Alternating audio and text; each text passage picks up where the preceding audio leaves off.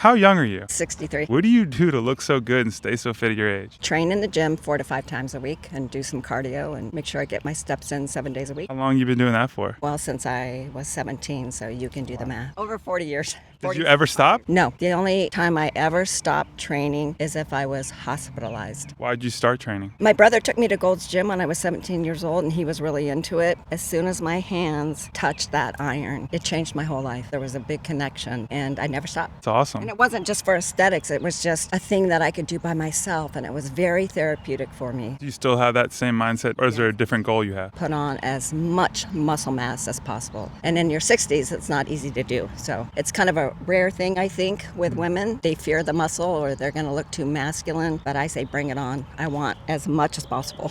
You said you worked out 7 days a week? 4 to 5 days. How long do you work out for? At least an hour. Do you have a trainer? Andy Vilchik for off and on 5 years. Would you recommend a trainer? I think it makes you accountable. It makes the journey a lot easier. If you have something written out for you that you're going to do every day, why not cut out the uncertainty of knowing what to do? If there was one workout you could do for the rest of your life, what would it be? Legs. I'm a big fan of barbell RDLs, anything glute related, because that's a big muscle, quads and hams. I mean, it's super important to have a strong foundation like that, I think. How do you stay active outside of the gym? Walking, that's an important thing to do. I want to get back into tennis. I do some Pilates at home. I have a reformer at home upstairs. But as long as I'm moving every single day, I'm happy. What about diet? Is that important to you at all? Oh, yeah. With my personal goals that I have set for myself, it's hugely important that I eat clean, whole foods, often. I eat 5 times a day and high protein for my goals. What's the most important meal for you? The first meal, cream of rice, frozen blueberries, and an egg. If you could eat one food for the rest of your life, what would it be? Oh, I'm a huge fan of yogurt. What kind of yogurt? Greek yogurt with frozen blueberries on it and throw a little bit of honey, a little bit of almond butter in there. I think it's hugely important to also have cheat days. I love a greasy burger or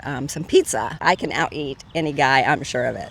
Yeah, positive. Do you take any supplements at all? Creatine, collagen, D3, magnesium, berberine, turmeric. Hormone replacements, do you do any of those? I do, which is kind of controversial depending on who you ask, but I take a tiny dose of testosterone weekly. 2.5 milligram. And why do you do that? I want to retain my muscle mass. It's good for sleep, recovery, for mood, good for so many things. When would you recommend someone looking into something like that? For women, after your 40s, you might want to get a panel taken just to see where you are pre-menopausal. I've been on it probably about 5 years. I've gone off it and I can tell my mood is the first to dive. Do you take any peptides at all? I have BBC 157 and TB 500. I've had 2 shoulder repairs. I think it's good for injury purposes. What do you prioritize then for recovery? Sleep, 100%. How many hours do you get to sleep? Aim for 8. I'm getting about 7.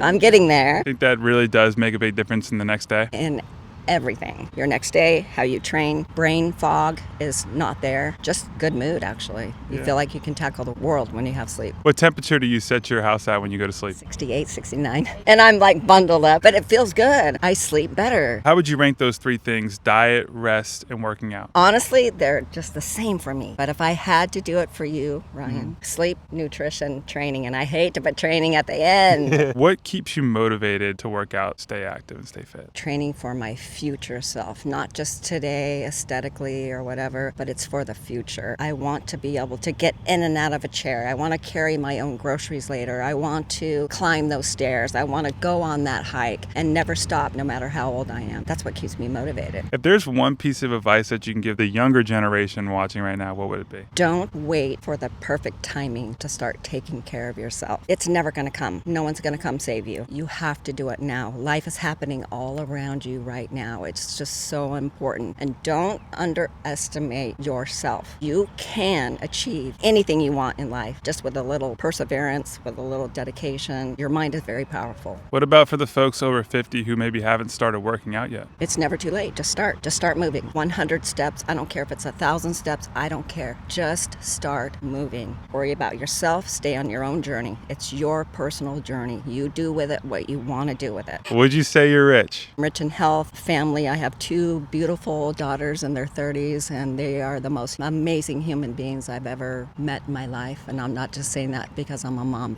and I get to wake up every single day and do this. I'm blessed. Would you say that you think you found happiness? I'm happy every single day, but you get to choose that. I've had many, many serious illnesses, and for whatever reason, I'm able to say, okay, this is for now. I'm going to come out of this, and I'm going to make myself better. Life is so hard. Life is so full of negativity. Just don't let it in. Don't let it in. I feel like a lot of people think that they can't do things because they have these setbacks and they feel like it's all over for them. I'm a nurse in the operating room, retired. I hit my head in the operating room on a microscope. I was diagnosed with a seizure disorder. It took me out of work. I couldn't drive a car, had to stay home. I could have a seizure. I was having up to 7 a day. It took me out of everything my whole entire life for about a year. I made the conscious decision actually to come off the meds because they were so debilitating. And I talked to my neurosurgeon about it, and she said, it's up to you. I told her I wanted to go climb in Nepal, 14,000 foot climb. And she said, I can't highly recommend that you do that. But I said, I'm going to do it. I went off the meds and I did it ever since that.